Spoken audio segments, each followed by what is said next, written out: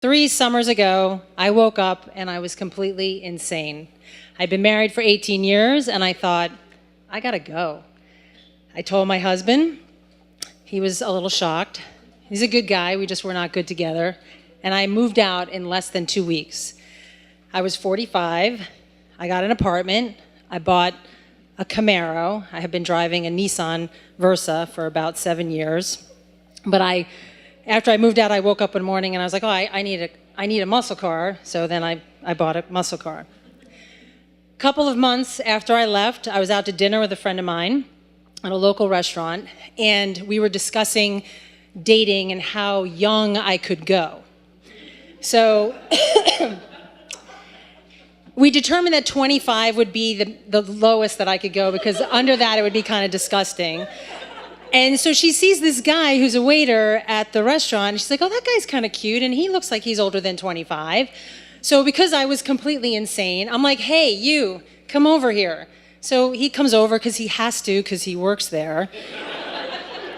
And I'm like, how old are you? And he's like, I'm 28. And I go, oh, I can sleep with him, only I didn't say sleep.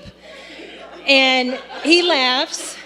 And then I say, have you ever had sex in a Camaro?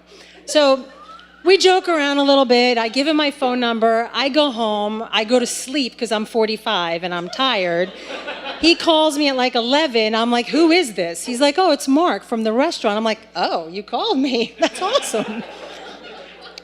So Mark and I start dating, and just to give you the very Reader's Digest version of this, and I'm dating myself by saying that, he was a complete disaster when I met him. He was on probation. He owed like $8,000 in costs and fines. He had to do 100 hours of community service. He had 3 DUIs and no driver's license. And I was completely crazy, so I was like, I can totally fix you. This is perfect.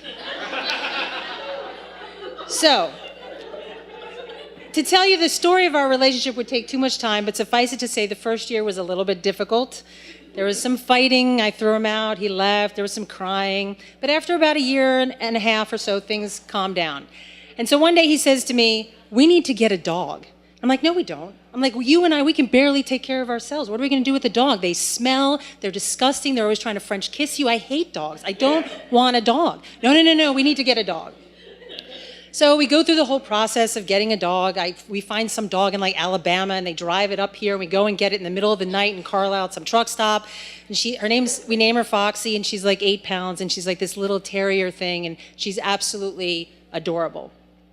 And I begin to have anxiety as soon as we get her, because I say to him, like, look, I'm 17 years older than you. Like, this thing that we got going on here is not going to last forever. And what's going to happen to the dog? What's going to happen when we break up? Like, who's going to get the dog?